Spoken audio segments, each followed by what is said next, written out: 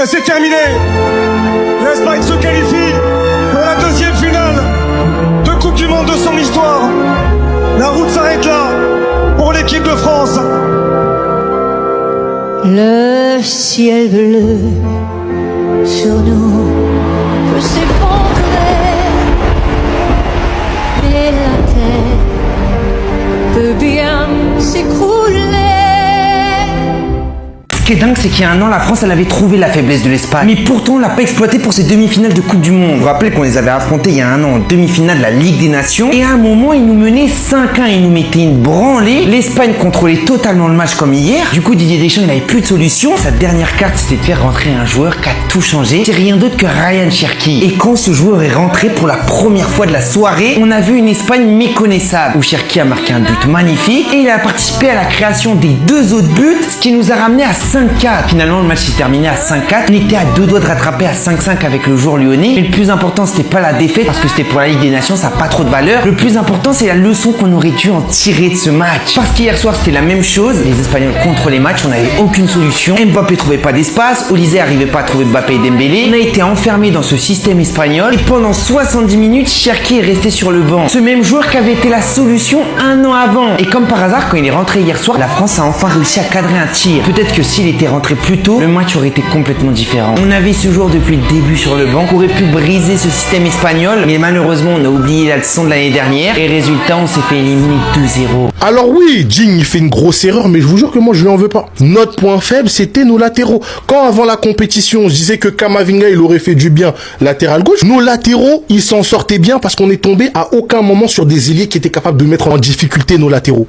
Aujourd'hui on l'a vu, Lucas Digne il pouvait pas, c'est pas qu'il voulait pas, c'est qu'il ne pouvait pas. Lamine Yamal était beaucoup trop fort pour lui. C'est pas Barcola qui revenait l'aider, c'était cuit. Il ne peut pas. On a vu Théo Hernandez aussi rentrer. Lui aussi ne peut pas. On a tous vu cette action. On sait tous au foot nous qu'il y a penalty. Il y a penalty tous les jours. Nos latéraux ne sont pas au niveau. Ils ne le sont pas. Ça passait parce qu'on jouait contre des équipes qui étaient à portée de main, contre des équipes qui ont des ailiers comme Lamine Yamal qui peut nous faire mal. Ça s'est vu direct. Ça s'est vu direct. C'est pour ça que j'avais dit en début de compétition, Camavinga, latéral gauche, il aurait fait tellement de bien.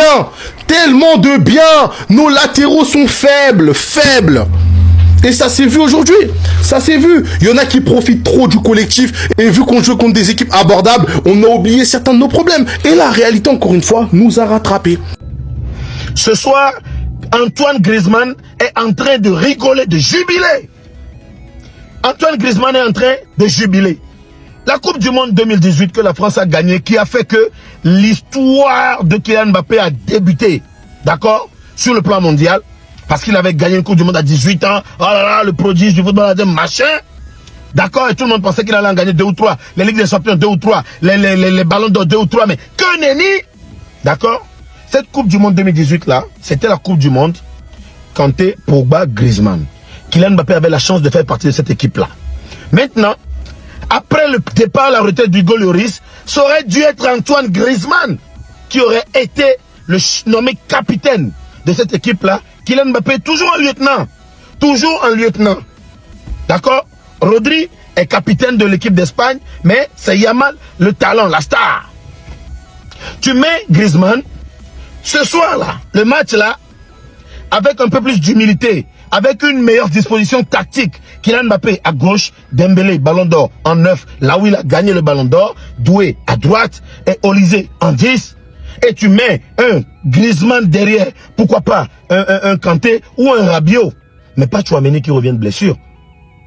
La paire Manu Koné Rabiot a fait un très grand boulot. Tu reconduis la même paire avec un Antoine Griezmann. Parce que si tu n'avais pas nommé Kylian Mbappé, il ne serait pas parti à la retraite. On sait, tu sais, je sais, on sait tous. Il n'y a pas de problème pour ça. Donc, ce soir, Griezmann permet à la France de partir en finale. Vous gagnez et Griezmann raccroche dignement. Griezmann raccroche dignement. Ensuite, il passe la main à Kylian Mbappé. Ça va arranger l'aura de Kylian Mbappé. Il aura moins de détracteurs. Tout le monde va trouver ça logique. Tout le monde va l'encenser. Tout le monde va l'aider. Mais le fait juste de donner le capitanat à Kylian Mbappé trop tôt, ça a réveillé ses détracteurs. Tu ne lui as pas fait un cadeau. En fait, en lui donnant le brassard est venu avec le lot de flots négatifs, de mauvais aura qui vont suivre ce brassard-là. Tu as pourri la carrière de Kylian Mbappé. C'était pas un cadeau de lui donner le brassard à cet âge-là, à ce moment-là. D'autres joueurs le méritaient. Aujourd'hui encore, d'autres joueurs le méritent. Kylian Mbappé n'est pas un leader. Je dois des excuses à Rodri. Parce que comme beaucoup, après son ballon d'or, j'ai osé, j'ai pensé, j'ai dit que c'était un scandale, un braquage, que ce joueur était surcoté. Mais je pense qu'en fait, on n'avait juste pas encore les capacités pour comprendre son football. Parce que la science de Rodri, c'est une science supérieure. Rodri, c'est un chercheur, c'est un scientifique. Et peut-être que nous, en regardant les matchs de l'Espagne, de Rodri, on se dit « Oh, arrêtez, vous en faites trop avec lui ». Bah, la Coupe du Monde, elle m'a remis la lumière à tous les étages. Là, c'est bon, je crois que j'ai fait un reset et j'ai un petit peu plus compris qui était Rodri. J'ai compris pourquoi ce joueur pouvait être classé comme un joueur différent. Différent pas parce que il est meilleur que les autres, différent parce que son poste, son registre n'existe que par lui dans ce football actuel. Meneur de jeu reculé, un mec qui maîtrise autant le tempo, qui maîtrise autant une rencontre. C'est juste un anesthésiste en fait. Il anesthésie les milieux adverses, il anesthésie les équipes adverses. Il a sûrement un bac plus 11 dans le football, s'il y avait des diplômes. S'il est ultra diplômé, il comprend tout mieux que tout le monde. Il a une lecture de match, de jeu beaucoup trop impressionnante pour ses adversaires et tu le ressens vraiment dans la Coupe du Monde qu'il il est supérieur. Il pourrait vraiment être considéré comme un intellectuel quand tu le regardes avec le ballon parce que il ne t'impressionne pas par sa technique, même s'il a une très bonne technique, Rodri, parce qu'il va, voilà, c'est pas un dribbleur, etc., mais il va t'impressionner par sa faculté à contrôler un match, par sa faculté à être calme, serein et à faire progresser son équipe, faire gagner son équipe, savoir contrôler le rythme d'une rencontre.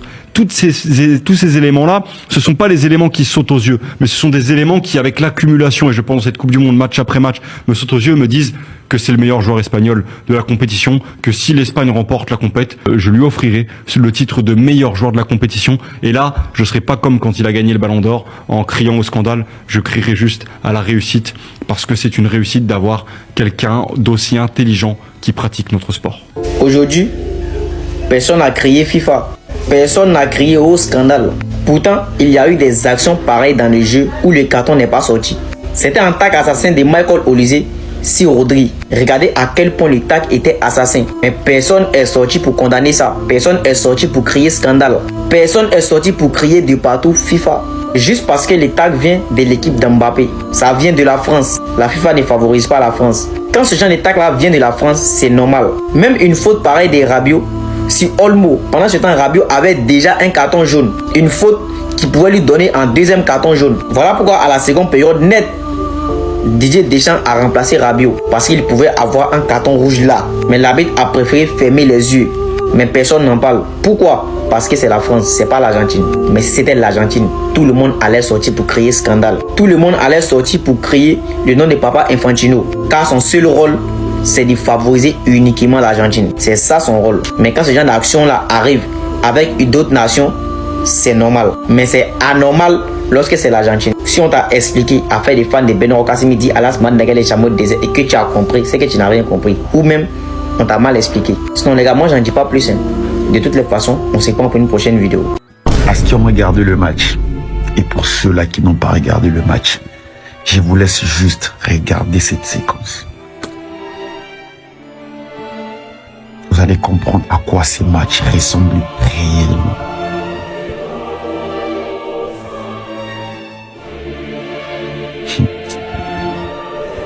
Les gars, on a assisté à quelque chose d'inattendu, de très fou. Regardez vous-même, regardez. Regardez. Quand vous voyez les images, vous voyez cette vidéo, vous comprenez réellement. Vous comprenez, les gars, il n'y a rien à dire. Il n'y a absolument rien à dire.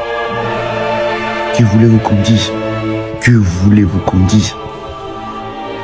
Regardez, les images parlent.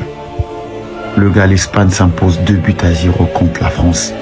Une victoire complètement, largement même méritée de la part des Espagnols. Certes, nous n'avons pas assisté à un match que nous attendions tous connaît tous ces confrontations. La dernière fois, c'était, je crois, 5-4 comme ça. Nous n'avons pas assisté au plus beau match de cette compétition. Mais le gars, ce que l'Espagne nous a montré, ce que l'Espagne a affligé à l'équipe de France aujourd'hui, il nous a fait comprendre réellement que le collectif est toujours au-dessus de l'individualité. Ouais. Parce que la séquence que vous venez de voir, le gars, la France n'a pas fait 10 passes ou 15 passes dans ce match, le gars. Ils ne l'ont pas fait. L'Espagne n'a pas sorti son gros lot. Ils n'ont pas sorti leur meilleur match, le gars. Mais ils ont maîtrisé la France d'une manière incroyable. La France que nous connaissons tous dans cette compétition était méconnaissable, le gars. Je ne sais même pas s'ils ont tenté 5 tirs cadrés à Unai Simon, le gars. Je ne sais même pas. Ils les ont infligé une bonne et une très très bonne correction. Franchement, je ne veux pas m'attaquer à qui que ce soit parce que la France aujourd'hui, il y a des joueurs qui ont été dégueulasses à un niveau, ils étaient éclatés à un niveau, le gars, c'était... Je peux en revenir, le gars. L'Espagne a fait son match. La France a fait l'une des pires prestations de l'histoire de l'équipe de France aujourd'hui. Et ils méritent de perdre. Voilà, l'Espagne est en finale. Et ils méritent de l'être. Peut-être gagner cette compétition. Ils les méritent également. Ouais, les gars, c'est pas possible. La France a perdu. La France joue 90 minutes sans rien créer. 0 occasion devant l'Espagne. L'Espagne joue quoi? Et puis vient vous torturer autant. Même pas un but. 0 occasion. Ça dit, il n'y a pas eu d'occasion professionnelle. Mais qu'est-ce que nous on supporte? Merci beaucoup. Le Real de Madrid est éliminé. On a éliminé le Real de Madrid. Comme d'habitude. Classique, on nous frappe toujours. C'est ça qui est là. 2. Même pas un but. Hey! Voilà une équipe. Voilà la France qui a battu tout le monde ici. La France n'a pas été en difficulté à aucun moment pendant la compétition. Mais ils arrivent devant les Espagnols, ils ne parviennent pas à jouer. Ils ne parviennent pas, les gars. C'est fini. Je suis découragé, quoi. Ah! Les Barcelonais vont encore remporter Coupe du Monde, ça là. Avec tous les grands joueurs là au stade. Tous les grands joueurs. Vous ne parvenez pas. Bref, cliquez ici, allez apprendre pour demain. C'est mieux pour nous. Et j'ai mon match officiel le 19. Venez nombreux me soutenir, s'il vous plaît. C'est très important. Le 19 après la finale. Une leçon d'humilité, une leçon de football et surtout une leçon de respect. Je vais même pas m'exciter sur le niveau de l'Espagne ni sur le niveau de la France, que ce soit positivement ou négativement. Je veux juste te dire, arrêtez de penser que parce que l'équipe de France est la plus spectaculaire au monde, tous les autres adversaires c'est le Salvador. Arrêtez ça. Si je prenais tous les avis qui disaient que la France était minimum 3 buts d'écart, je vous ferais une vidéo de 6 heures. Et c'est pas ça le but. Le but, c'est juste de vous dire, même si t'es la meilleure équipe du monde, la plus impressionnante, la meilleure sur le papier, arrête de croire que tes adversaires, c'est des petits. Sur les 2 derniers matchs, c'était 2 leçons de football avec un 2-0 à l'Euro et un 5-4 en Ligue des Nations. Ça a dit ouais, mais c'était pas la bonne défense. Ouais, mais à l'Euro, Mbappé jouait sous masque. Ouais, mais là, c'est la meilleure équipe de France. L'Espagne, ils sont gays, ils sont surcotés, ça va les éteindre. Est-ce que maintenant, vous serez humble sur les prochaines compétitions ou vous allez continuer comme ça, vous retiendrez pas les leçons? Je demande simplement. Aujourd'hui, on va pas se mentir, la performance de l'équipe de France, elle est à vomir. Et on devrait les dézinguer. Ouais, c'est une dinguerie ce que vous avez fait. C'est pas normal d'aborder un match pareil avec si peu de conviction. Et ça, c'est une réalité. Mais maintenant, quand t'as une équipe en face qui neutralise aussi bien ses adversaires, qui maîtrise aussi bien le tempo, qui prend aussi peu de buts, un but encaissé, ils sont en finale de Coupe du Monde. Je sais pas si vous vous rendez compte. Donc maintenant, s'il vous plaît, soyez humbles. Évitez de porter l'œil, évitez de trop parler, on va fouetter, la Coupe du Monde elle est gagnée, etc. Ça marche pas comme ça le football. Le football, c'est chacun essaye d'imposer son jeu, et si ton adversaire il a un jeu moins impressionnant que toi, tu le sous-estimes pas. Sinon ça peut très vite finir comme ça, et on est bien plus proche du 3-0 que du 2-1. Maintenant je suis hyper content de la performance de l'Espagne. Je ferai une vidéo sûrement spéciale là-dessus. Merci pour cette finale de Coupe du Monde, on est à un match que je chiale toutes les larmes de mon corps. Faites pas les cons. Mais la performance de ce soir, ça a été une grande leçon pour beaucoup de Français, je pense. Les Bleus. C'est-à-dire que vous étiez bleu sur terrain. On vous a pas vu, on vous a pas reconnu. Même si ce match-là continue sur 3 jours, la France ne battra jamais l'Espagne. Si ce match-là continue, même si c'est sur 3 jours, c'est-à-dire que le match continue sur 3 jours. la France ne battra jamais l'Espagne. Psychologiquement, ils ont mis dans la tête que l'Espagne est moins. Et puis, on a vu, les dernières rencontres là, l'Espagne a toujours massacré la France. La France qui a vu la Coupe du Monde, c'est pas ce que moi, il vient de voir là. Sinon, cette France là, que moi, j'ai vu depuis le début de la Coupe du Monde, je vous promets que je ne pensais même pas que l'Espagne pouvait marquer un but. Je vous promets. Mais c'est incroyable. Quand tu as foqué quelqu'un, tu as foqué lui. Ils ont mangé la France, ils ont bouffé la France. C'est-à-dire qu'ils ont fait du sale à la France, à ma France. Mais c'est pas gâté. Ils penchent béret du côté d'Espagne. Avant de venir en France, il était en Espagne d'abord. Voilà. Je supporte l'Espagne. Donc les Vauriens vont jouer demain face à l'Angleterre. Quelle que soit la personne qui passe, il est espagnol. Porque mía de los gigantes escucharme en la derecha de la calle del fuego. Mi es nombre Smokiro del Gamero. Merci. Voilà la story de Lamine Yamal juste avant le match France-Espagne. Regardez ce qu'il se permet de mettre. Voilà. Ils vont nous frapper 5-1. Il va jubiler. Et regardez derrière, il met quoi? Le petit là, vraiment, il est culotté. Il est vraiment beaucoup trop culotté, le petit. Dans cette Coupe du Monde, il a encore rien fait. Allez, peut-être le dernier match, il a commencé à se réveiller. Sinon, pas incroyable dans cette Coupe du Monde. La France, elle dead ça. Tu vois Mbappé, premier buteur. Dans le top 5 des buteurs, il y a un deuxième français, Dembélé. Le meilleur passeur, si je dis pas de bêtises, c'est Olysée. La France, elle dead ça. Lui, il se permet de faire ça. Oh les gars, cette gênée, je sais pas. Hein. Cette gênée, je sais pas, on va voir. J'espère qu'il va éteindre. Parce que s'il éteint pas, je vous jure, c'est pas mon genre, mais même moi, je vais aller lui faire un DM. Je crois, même moi, je vais aller lui faire un DM. Parce que quand t'es arrogant comme ça, derrière, faut assurer. Faut que personne puisse rien dire sur toi. Sinon, faut arrêter de vouloir faire le trash talk comme ça, là. Faut les résultats derrière. Ah, c'est une vidéo de clash footballistique. Oui. Tous ceux qui m'ont insulté ici sur les réseaux sociaux, quand ils parlaient de votre joueur-ci, vous tous, mettez des commentaires, vous allez vous excuser. Quand ils vous expliquent le ballon, écoutez, vous êtes malade à vos cerveaux. Ah, c'est un buteur. Ah, c'est un buteur. Ok, il est comme les canons là, quand tu pars à la guerre. Tu le mets seulement quand tu appuies le bouton, il tire, toum. Il ne peut pas être le cerveau qui dirige les troupes. Il ne connaît pas faire ça. Voilà un petit mago dans l'Espagne. Transparent comme l'eau céleste. Il ne comprend rien au stade.